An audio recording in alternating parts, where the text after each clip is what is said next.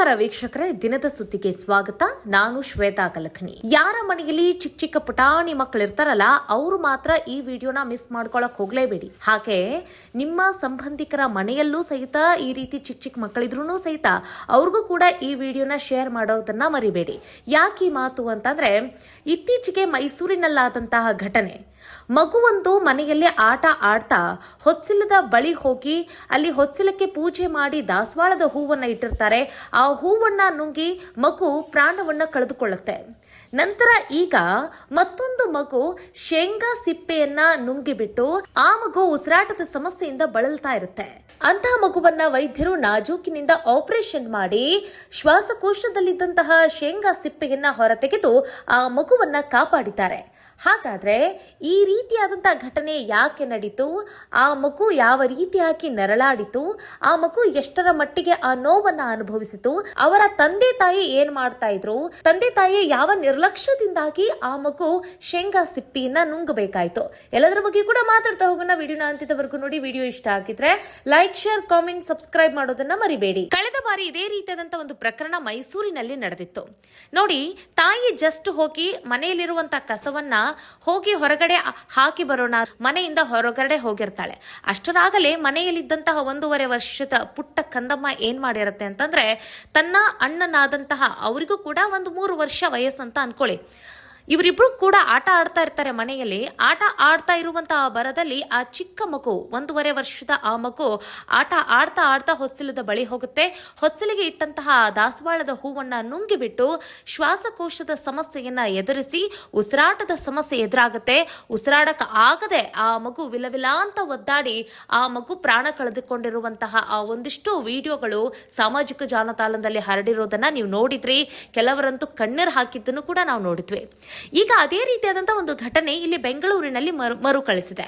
ಹೇಗೆ ಅಂದ್ರೆ ನೋಡಿ, ಇಲ್ಲೊಂದು ಚಿಕ್ಕ ಮಗು, ಆ ಮಗು ಏನ್ ಮಾಡಿದೆ, ಮನೆಯಲ್ಲಿ ಆಟ ಆಡ್ತಾ ಆಡ್ತಾ ಈ ಶೇಂಗಾ ಸಿಪ್ಪೆ ಇರುತ್ತಲ್ವಾ, ಸೊ ಈ ಬೆಂಗಳೂರು ಭಾಗದಲ್ಲಿ ಕಡಲೆಕಾಯಿ ಅಂತಾರೆ, ಈ ಕಡಲೆಕಾಯಿ ಸಿಪ್ಪೆಯನ್ನ ಆ ಮಗು ನುಂಗಿಬಿಟ್ಟಿದೆ. ಗೊತ್ತಿಲ್ಲ, ಆ ಮಗು ಆಟ ಆಡ್ತಾ ಇದೆ, ಯಾವುದೋ ಒಂದು ತಿನ್ನೋ ಐಟಮ್ ಅಥವಾ ಇದ್ಯಾವುದೋ ಆಟ ಆಡೋ ಐಟಮ್ ಅಂತ ಅನ್ಕೊಂಡು ಆಟ ಆಡೋ ಬರದಲ್ಲಿ ಆ ಮಗು ಬಾಯಲ್ಲಿ ಇಟ್ಕೊಂಡ್ಬಿಟ್ಟಿದೆ. ಹಂಗೆ ಅದನ್ನ ನುಂಗಿಬಿಟ್ಟಿದೆ. ನುಂಗಿರೋ ಕಾರಣಕ್ಕಾಗಿ ಅದು ಶ್ವಾಸಕೋಶದಲ್ಲಿ ಹೋಗಿ ಸೇರ್ಕೊಂಡ್ಬಿಟ್ಟಿದೆ. ಶ್ವಾಸಕೋಶದಲ್ಲಿ ಸೇರ್ಕೊಂಡಿರೋ ಕಾರಣಕ್ಕಾಗಿ ಆ ಮಗುವಿಗೆ ಶ್ವಾಸಕೋಶ ಸಂಬಂಧಿ ಸೋಂಕಿನ ಕಾಯಿಲೆಗಳು ಶುರುವಾಗುತ್ತೆ. ಮಗುವಿಗೆ ವಿಪರೀತ ಜ್ವರ ಬರಲಿಕ್ಕೆ ಶುರುವಾಗುತ್ತೆ. ಮಗುವಿಗೆ ಉಸಿರಾಟದ ಸಮಸ್ಯೆ ಎದುರಾಗುತ್ತೆ. ಮಗುಗೇನೋ ಅಚಾನಕವಾಗಿ ಈಗ ಮಳೆ ಬೀಳ್ತಾ ಇದೆಯಲ್ಲ, ಹಾಗಾಗಿ ವಾತಾವರಣ ಬದಲಾವಣೆಯಿಂದಾಗಿ ಮಗುಗೆ ಜ್ವರ ಕಾಣಿಸ್ಕೊಳ್ತಾ ಇರಬೇಕು, ಮತ್ತೆ ಜ್ವರ ಜಾಸ್ತಿ ಆಗಿರೋ ಕಾರಣಕ್ಕಾಗಿ ಉಸಿರಾಟದ ಸಮಸ್ಯೆ ಆಗಿರಬೇಕು ಅಂತ ಹೇಳಿ ಆ ಮಗುವನ್ನ ಕೂಡಲೇ ಆಸ್ಪತ್ರೆಗೆ ಕರೆದುಕೊಂಡು ಹೋಗ್ತಾರೆ. ಆಗ ಮಗು ಯಾಕಿಷ್ಟೊಂದು ಜ್ವರ ಬರ್ತಾ ಇದೆ, ಯಾಕಿಷ್ಟೊಂದು ಉಸಿರಾಟದ ಸಮಸ್ಯೆ ಎದುರಾಗ್ತಾ ಇದೆ ಅಂತ ಹೇಳಿ ವೈದ್ಯರು ಶಸ್ತ್ರಚಿಕಿತ್ಸೆಯನ್ನ ಮಾಡ್ಲಿಕ್ಕೆ ಮುಂದಾಗ್ತಾರೆ. ಅದಕ್ಕೂ ಪೂರ್ವದಲ್ಲಿ ಮಗುವನ್ನ ಪರಿಶೀಲನೆ ಮಾಡ್ತಾರಪ್ಪ, ಚೆಕಪ್ ಮಾಡ್ತಾರೆ. ಶ್ವಾಸಕೋಶದ ಎಕ್ಸ್ರೇ ಮಾಡಿ ನೋಡಿದಾಗ ಆ ಮಗುವಿನ ಶ್ವಾಸಕೋಶದಲ್ಲಿ ಶೇಂಗಾ ಸಿಪ್ಪೆ ಇರೋದು ಗೊತ್ತಾಗುತ್ತೆ. ಗೊತ್ತಾದ ಕೂಡಲೇ ವೈದ್ಯರೇನ್ ಮಾಡ್ತಾರೆ, ಸಮಯವನ್ನ ಹೆಚ್ಚಾಗಿ ತೆಗೆದುಕೊಳ್ಳದೆ ನಾಜೂಕಿನಿಂದ ನಯವಾಗಿ ಆ ಮಗುವಿನ ಹೊಟ್ಟೆ ಒಳಗೆ ಸೇರ್ಕೊಂಡಿರುವಂತಹ ಶ್ವಾಸಕೋಶದಲ್ಲಿ ಸೇರ್ಕೊಂಡಿರುವಂತಹ ಆ ಶೇಂಗಾ ಸಿಪ್ಪಿಯನ್ನ ಅದನ್ನ ಹೊರಗಡೆ ತೆಗೆಯುವ ಕೆಲಸವನ್ನ ಮಾಡ್ತಾರೆ. ನೋಡಿ, ಕಳೆದ ಬಾರಿ ಆ ದಾಸವಾಳದ ಹೂವಿನ ಆ ಒಂದು ತರಗನ್ನ ತೆಗೆಯಲಿಕ್ಕೆ ವೈದ್ಯರು ತುಂಬಾ ಹರಸಾಹಸವನ್ನ ಪಟ್ಟಿದ್ರು. ತೆಗೆಯಲು ಆಗದೇ ಇರೋ ಕಾರಣಕ್ಕಾಗಿ ಆ ಮಗು ಉಸಿರಾಟದ ಸಮಸ್ಯೆಯನ್ನು ಎದುರಿಸಿ ಆ ಮಗು ಪ್ರಾಣವನ್ನ ಚೆಲ್ಲಿತ್ತು. ಈ ಘಟನೆಯಲ್ಲೂ ಕೂಡ ಅದೇ ರೀತಿ ಮರುಕಳಿಸುತ್ತಾ ಅಂತ ಯೋಚನೆ ಮಾಡಿದಾಗ ಇಲ್ಲಿರುವಂತಹ ವೈದ್ಯರು ತುಂಬಾ ನಾಜೂಕಿನಿಂದ ನಯವಾಗಿ ಆ ಮಗುವಿನಲ್ಲಿ ಇದ್ದಂತಹ ಶ್ವಾಸಕೋಶದಲ್ಲಿ ಅಡಗಿದ್ದಂತಹ ಶೇಂಗಾ ಸಿಪ್ಪಿನ ಹೊರಗಡೆ ತೆಗೆದಿದ್ದಾರೆ. ಹೀಗಾಗಿ ಈಗ ಆ ಮಗು ಪ್ರಾಣಾಪಾಯದಿಂದ ಪಾರಾಗಿದೆ. ಮಗು ಈಗ ಆರಾಮಾಗಿ ಆರೋಗ್ಯವಾಗಿ ಇದೆ.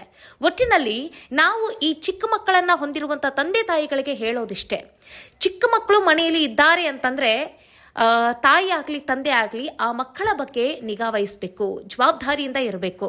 ಮಕ್ಕಳು ಒಂದ್ ಸ್ವಲ್ಪ ಓಡಾಡಕ್ಕೆ ಶುರು ಮಾಡಿದವು, ಅಂಬೆಗಾಲ್ ಇಟ್ಕೊಂಡು ಓಡಾಡ್ಲಿಕ್ಕೆ ಶುರು ಮಾಡಿದವು, ಒಂಚೂರು ಹಾಲು ಬಿಟ್ಟಿದವು ಕುಡಿಯೋದನ್ನ, ಇಲ್ಲ ಆ ಮಕ್ಕಳು ತಾಯಿಯನ್ನ ಬಿಟ್ಟು ಆಟ ಆಡ್ಲಿಕ್ಕೆ ಶುರು ಮಾಡಿದವು ಅಂದ ಕೂಡಲೇ ಆ ಮಕ್ಕಳನ್ನ ಡೇ ಕೇರ್ಗೆ ಹೋಗಿ ಹಾಕೋದು ಅಥವಾ ಇನ್ನೊಬ್ಬರ ಕೈಯಲ್ಲಿ ಆ ಮಕ್ಕಳನ್ನ ಕೊಡೋದು, ಈ ರೀತಿಯಾಗಿ ಮಾಡ್ತಾ ಇರ್ತಾರೆ.